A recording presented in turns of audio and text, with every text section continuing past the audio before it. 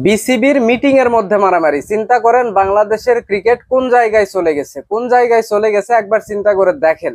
যারা দায়িত্বশীল অবস্থায় আছে তাদের অবস্থা যদি এই দশা হয়, তাইলে বাংলাদেশ ক্রিকেট থেকে আপনারা আর কি আশা করবেন, কি ভালো আশা করবেন, কি আশা করার আছে?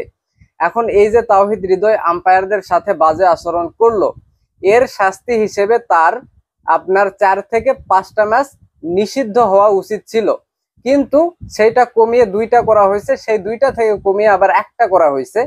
1টা ম্যাচ পরেই তাকে আবার খেলানো হয়েছে। এইটা নিয়ে আম্পায়াররা মানে খুশি ছিল না, যার জন্য একটা আম্পায়ার হচ্ছে এনামুল হক মনি আপনার হচ্ছে করছে, পদত্যাগ করছে, এবং সৈকত যে আইসিসির এলিট প্যানেলের আম্পায়ার, সে বিসিবির চাকরি ছাড়তে চাইছে, যার জন্য বিসিবি চাপে পড়ে একটা মিটিং এর ডাক দিছে। সেই মিটিং এ 2জন ম্যাচ রেফারি, একটা হচ্ছে নিয়ামুর রশিদ আর একটা হচ্ছে দেবব্রত পাল, এই 2জন অলমোস্ট মারামারি লেগে গেছিল।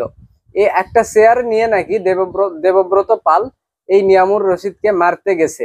এখন নিয়ামুর রশিদ সে নাকি বাবা মা তুলে গালিগালাজ করছে, নানা রকম কথা বলছে, সেই জন্য দেবব্রত পাল রাগটা কন্ট্রোল করতে পারেনি। এই হচ্ছে অবস্থা। মিটিং এর মধ্যে যারা দায়িত্বশীল অবস্থায় থাকার কথা তারা করতেছে মারামারি। এই হচ্ছে বিসিবির আসলে অবস্থা। এরপর এই তাওহিদ হৃদয়ের বিষয়ে কি সিদ্ধান্ত আসলো? সিদ্ধান্ত হচ্ছে সে আরো একটা ম্যাচ নিষিদ্ধ থাকবে। মানে চাপে পড়ে কি একটা সিদ্ধান্ত নিল, চিন্তা করেন। মানে ধরেন ওই যে গ্রামের ক্রিকেটে হয় না, ধরেন যার ব্যাট বল সে আউট গেছে, এখন সে আউট দিবে না, অন্য সবাই আউট নিবে। এখন যার ব্যাট বল সে বলতেছে ঠিক আছে খেলা লাগবে না, ব্যাট বল নিয়ে চলে যাচ্ছি। সবাই বলতেছে যা চলে যা। এখন যখন যাইতে লাগছে ওই, তখন বাকিগুলা চিন্তা করতেছে গেলে তো আর খেলা হচ্ছে না, তার থেকে ওকে ব্যাটিং দেই খেলি বলে তাকে ডেকে আনলো। আচ্ছা ঠিক আছে আবার ব্যাটিং কর, খেলি। সেই রকম মানে এই যে তাওহিদ হৃদয়ের শাস্তি কমালো, ম্যাচ খেলালো, তারপর যখন চাপে পড়লো, যখন এইটা নিয়ে কথা উঠলো, আম্পায়াররা চাকরি ছাড়ার কথা বললো, তখন আবার মিটিং দিয়ে বলা হলো আচ্ছা তাওহিদ হৃদয় আরো একটা ম্যাচ বসে থাকুক। মানে এটা আসলে কি, এটা মানে বিসিবির প্রফেশনালিজমটা কোথায় কোথায়? এটা তো আমাদের আমাদের গ্রামের ক্রিকেট আর এই বিসিবির মধ্যে কোনো তফাৎ নেই, কোনো তফাৎই নেই। গ্রামে আমরা টাইসিস ছাড়ি না, নানা রকম ডিসিশন নিতে উল্টাপাল্টা হয়।